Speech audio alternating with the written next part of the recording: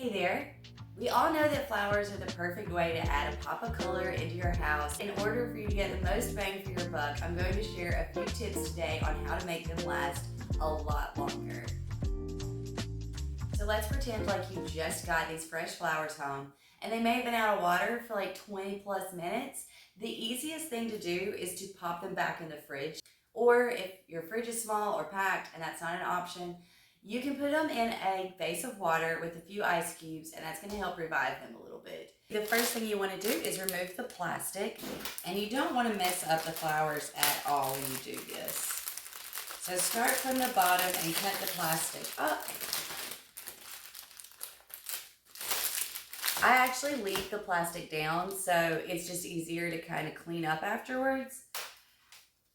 Now, you probably have heard that the best way to trim your flower is at an angle. You want to do that before you put them in water, period, because it's going to make it so that water can actually be absorbed. A lot of the times, by the time we get them home, they need to be retrimmed anyway. The other thing I want to point out is the leaves. You need to take almost all of these leaves off, and it's just because when leaves are in the water, it actually causes bacteria to grow faster. So you want to remove all of the leaves, and if you don't want to move the leaves because you like the way they look, then just make sure that there are absolutely no leaves in the water. I kind of like to leave just a couple, but really pulling off almost all of them, it just makes for a cleaner looking arrangement. You don't want to cut too much because you don't want to mess up like how they fit in your vase.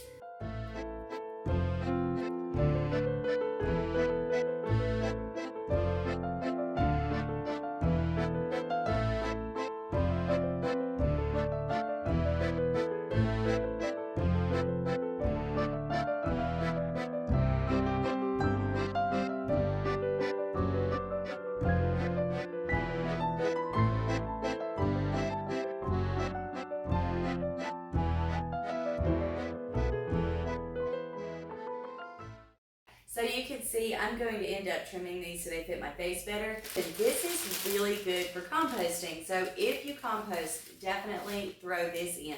This is called, and I don't think I'm going to pronounce it right, Alstroemeria or Alstroemeria. I put the name down here. I'm not sure how to say it, but this is a varietal of flower that's known for lasting a really long time anyway. So if you take care of these, you could literally get a month out of a $6 bundle of flowers. So they're also really inexpensive, which makes this the perfect middle class fancy person's flower of choice.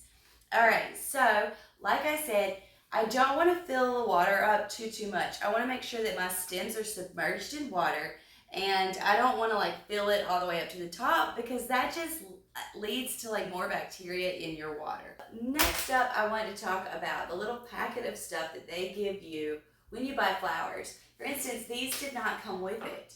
Lucky for me, I have things for keeping flowers. You can buy this stuff in pretty decent sized quantities on Amazon for very inexpensive. That way you're not like dependent on these little packets being sold with it. So it's really like for $7 you can get like a big tub of it.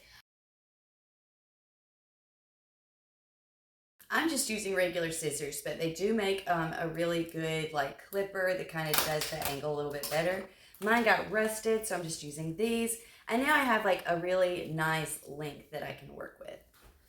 So what you want to try to do is every day you want to rinse the stems that are submerged in the water. And what that's going to do is rinse off any of that nasty bacteria. So your water is also going to get emptied and refreshed, which is why having extra flower food can really be helpful. I honestly don't do it every day. As far as like emptying the water goes, I rinse the stems every day and then I change the water about every other day. Since you're just putting enough water to submerge the base of the stem, you can use about half a packet if that's all you've got.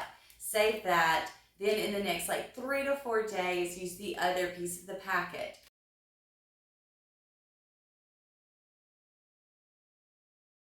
Now, here's an important tip. Each day you can trim the stem. It doesn't have to be a lot, just make a new cut at the base of each stem. And that's going to allow the flower to suck up more water and more of the food that's in the water. If all you have is tap, that's fine, but you want to use like a filtered water. So I'm actually going to get mine from the fridge.